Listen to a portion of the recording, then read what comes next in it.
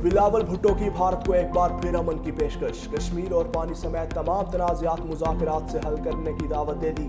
تقریب سے خطاب میں چیئرمین پیپلز پارٹی بلاول بھٹو نے کہا، بھارت کو سمجھنا ہوگا پاکستان خود بھی دہشت گردی کا شکار ہے۔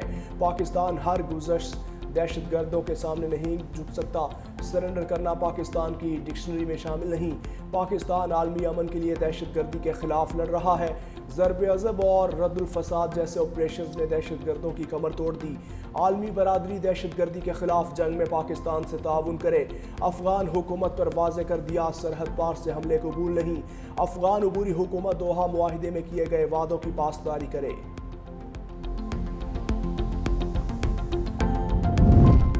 امریکہ کا پاکستان کے معدنیات سیکٹر میں سرمایہ کاری پر آمادگی کا اظہار۔ امریکی سرمایہ کاری 500 ملین سے $1 ارب تک ہونے کا امکان۔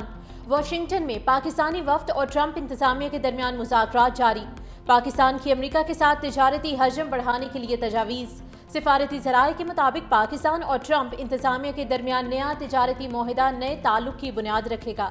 پاکستان امریکہ میں پاکستانی ٹیکسٹائل انڈسٹری کو مزید فروغ ملے گا۔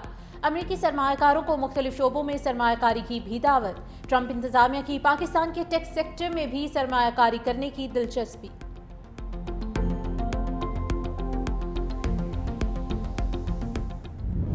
نئے مالی سال کے دوسرے روز بھی پاکستان سٹاک مارکیٹ میں تیزی کا رجحان۔ 100 انڈیکس میں 1700 سے زائد پوائنٹس کا اضافہ۔ تاریخ میں پہلی بار سٹاک مارکیٹ 1,29,000 کی نفسیاتی حد بھی پار کر گئی۔ انٹر بینک میں ڈالر کی قدر میں 4 پیسے کا اضافہ، ڈالر 283 روپے 80 پیسے کا ہو گیا۔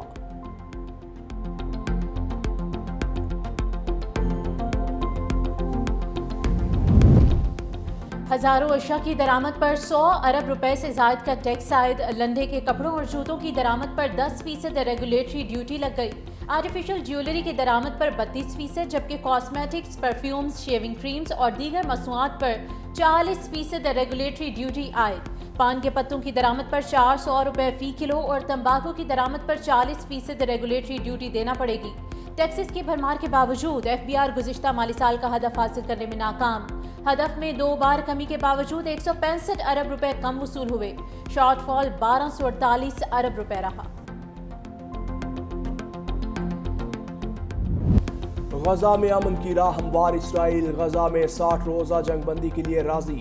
امریکی صدر ڈونلڈ ٹرمپ نے دعویٰ کیا، صہیونی حکومت جنگ بندی کے لیے ضروری شرائط مان گئی۔ میرے نمائندوں کی اسرائیلی حکام سے غزہ کی صورتحال پر طویل اور نتیجہ خیز ملاقات ہوئی۔ 60 روز میں جنگ کے مکمل خاتمے کے لیے تمام پارٹیز کے ساتھ مل کر کام کریں گے۔ قطر اور مصر کے حکام حتمی تجاویز پیش کریں گے۔ امید ہے حماس معاہدے کو قبول کرے گی۔ اگر ایسا نہ ہوا تو صورتحال مزید خراب ہوگی۔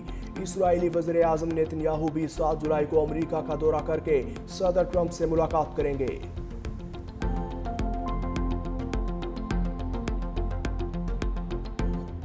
اسرائیلی فوج کے نہتے فلسطینیوں پر مظالم جاری۔ اسرائیلی طیاروں کی جنوبی اور شمالی علاقوں پر بمباری۔ ایک دن میں 100 فلسطینی شہید۔ اسرائیلی فوج نے غزہ میں کیفے پر بم برسا دیے۔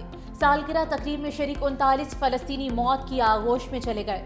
معروف فلسطینی صحافی اور فلم ساز اسماعیل ابو حطب بھی شہید۔ خان یونس، جبالیہ اور دیر البلاح پر بھی فضائی حملے۔ رفح میں خوراک کی تلاش میں نکلے فلسطینیوں پر حملہ، 16 فلسطینی شہید۔ یمنی حوثیوں نے ایک بار پھر اسرائیل پر میزائل داغ دیے۔ ہمارا دشمن پانی کو ہتھیار بنانے کی کوشش کر رہا ہے، وزیر اعظم شہباز شریف کی NDMA سینٹر کے دورے پر گفتگو۔ کہا، عالمی عدالت کے فیصلے سے بھارت کو دھچکا لگا۔ ثالثی عدالت نے واضح کہا، بھارت یک طرفہ طور پر معاہدے سے نہیں نکل سکتا۔ ہمیں مل کر دشمن کے ناپاک عزائم کو ناکام بنانا ہوگا۔ آبی ذخائر کی تعمیر ترجیحی بنیادوں پر مکمل کریں گے۔ اپنے وسائل سے دیامر بھاشا اور دیگر منصوبے مکمل کرنے کے لیے پرعزم ہے۔ مزید کہا، سوات میں کئی قیمتی جانیں ضائع ہوئیں۔ سیاست سے بالا تر ہو کر ہمیں صورتحال کا جائزہ لینا ہوگا۔ 2022 کے سیلاب نے بہت نقصان پہنچایا۔ ہزاروں ایکڑ پر کھڑی فصلیں اور مکانات تباہ ہوئے۔ خطرات سے آگاہی کے نظام کے حوالے سے بھی NDMA کا اہم کردار ہے۔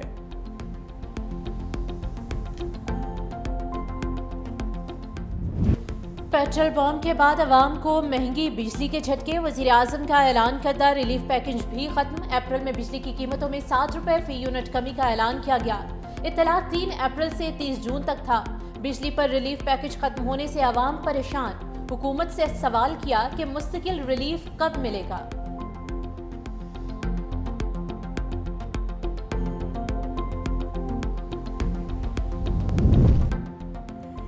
پی ٹی آئی کی مخصوص نشستوں کو بانٹنے کے لیے الیکشن کمیشن کا اجلاس آج دوبارہ ہوگا۔ ذرائع کے مطابق الیکشن کمیشن کو تاحال مصدقہ عدالتی فیصلہ نہیں ملا۔ جے یو آئی، نون لیگ اور دیگر جماعتوں کی نئی درخواستوں کے بعد دوبارہ سیٹوں کا کوٹا طے ہوگا۔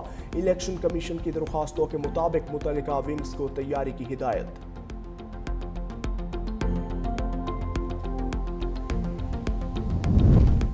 پی ٹی آئی کا مولانا فضل الرحمان سے رابطہ، امیر جے یو آئی سے حکومت نہ گرانے کی درخواست۔ مولانا فضل الرحمان نے کہا کہ کے پی حکومت گرانے میں کوئی دلچسپی نہیں۔ موجودہ اسمبلی بشمول کے پی حقیقی مینڈیٹ کی حامل نہیں۔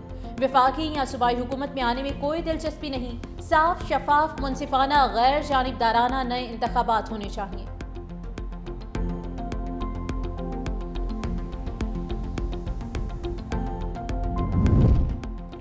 شاہ محمود قریشی سمیت 80 رہنماؤں کی حکومت سے مذاکرات کی حمایت۔ تحریک انصاف کے قیدی رہنماؤں کا موجودہ قیادت کو خط، حکومت سے مشروط مذاکرات کی تجویز دے دی۔ لکھا، بانی پی ٹی آئی سے ملاقات پر مشروط مذاکرات کیے جائیں، لاہور کے 80 رہنماؤں کو بھی مذاکرات کا حصہ بنایا جائے۔ دوسری جانب علیمہ خان کہتی ہیں، بانی پی ٹی آئی نے 10 محرم کے بعد احتجاجی تحریک کی ہدایت کی ہے، عاشورہ کے بعد پارٹی احتجاج کا لاہ عمل دے گی۔ بانی نے کہا، لوگوں کو آواز ختم کر دی گئی، غلامی سے بہتر ہے میں ساری زندگی جیل میں رہوں۔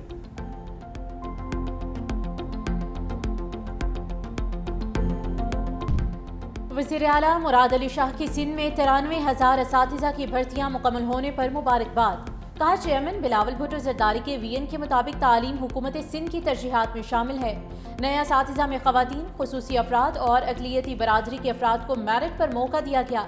نئی بھرتیوں سے سرکاری اسکولز میں اساتذہ کی کمی دور کرنے میں مدد ملے گی، تعلیم کا معیار بہتر اور شرح خواندگی میں اضافہ ہوگا۔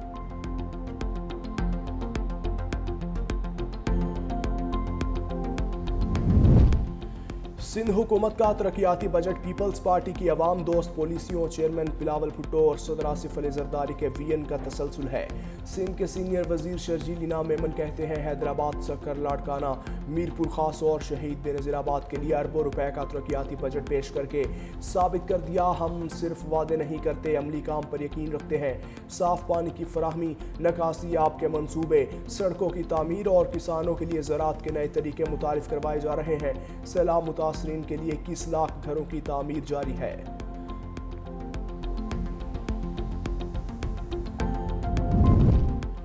لاہور کے علاقوں شاہدرہ اور کاہنہ میں مبینہ مقابلہ، باپ بیٹے سمیت 3 ملزم مارے گئے۔ کاہنہ میں موٹر سائیکل سواروں کو لوٹنے والے باپ بیٹے کی گرفتاری کے لیے چھاپا مارا گیا تو ملزمان نے فائرنگ کر دی۔ زخمی باپ بیٹے کو ہسپتال منتقل کیا جہاں دونوں دم توڑ گئے۔ شاہدرہ میں پولیس ملزم ظاہر کو ریکوری کے لیے لے جا رہی تھی، ساتھیوں نے حملہ کر دیا، ملزم اپنے ہی ساتھیوں کی فائرنگ سے ہلاک۔ پنجاب اور خیبر پختونخوا میں مانسون بارشوں کا نیا اسپیل، اسلام آباد، راولپنڈی میں موسلا دھار بارش کے بعد رین ایمرجنسی نافذ۔ ناروال، سیادکوٹ، جہلم، گوجرانوالہ، گجرات، علی پور اور ہری پور میں ابر رحمت، موسم خوشگوار ہو گیا۔ ہری پور کے ندی نالوں میں شدید طغیانی، آزاد جموں کشمیر میں سندھ نوتھی سمیت مختلف علاقوں میں وقفے سے بارش، لینڈ سلائیڈنگ کے خدشات بڑھ گئے۔ دوسری جانب گلگت بلتستان میں گلیشیئرز تیزی سے پگھلنے لگے۔ گلگت، اشکمن اور نگر خاص میں زمینی کٹاؤ سے فصلیں تباہ، نگر خاص میں مکانات کو خالی کرا لیا گیا۔ سانحہ سوات کے بعد انتظامیہ کا تجاوزات کے خلاف گرینڈ آپریشن، 65 سے زائد ہوٹل اور ریسٹورنٹس مسمار، سیاحتی مقام، ہر نوع میں تجاوزات کے خلاف بڑا آپریشن۔ ایبٹ آباد میں آبی گزرگاہوں کے اطراف 200 فٹ پر تجاوزات ہٹانے کا کام جاری۔ دریائے سوات میں ڈوبنے والا ایک بچہ تاحال نہ مل سکا۔ سانحہ سوات پر محکمہ آبپاشی کی رپورٹ بھی سامنے آ گئی۔ سیلابی ریلے کی پیش گوئی اطلاع ملنے کے باوجود سوات انتظامیہ ٹس سے مس نہ ہوئی۔ امریکی صدر ڈونلڈ ٹرمپ کا ٹیکس بل سینٹ سے منظور، نائب صدر جے ڈی وینس کا ووٹ فیصلہ کن نکلا۔ سینٹ میں ووٹنگ 50-50 کی برابری پر ختم ہوئی۔ جے ڈی وینس نے فیصلہ کن ووٹ دیا، نیا ٹیکس بل بڑی کامیابی قرار، معاشی پالیسیوں پر اہم اثرات متوقع۔ برطانیہ کا فلسطین ایکشن سمیت 3 تنظیموں پر پابندی کا فیصلہ۔ فلسطین کی حامی تنظیم فلسطین ایکشن پر پابندی کے لیے برطانوی وزارت داخلہ نے پارلیمنٹ میں مسودہ پیش کیا۔ برطانوی حکومت کے مطابق پابندی کا اقدام قومی سلامتی اور ماہرین کی سفارش پر کیا گیا۔ فلسطین ایکشن گروپ کے کارکن برطانوی بیس میں گھس گئے تھے۔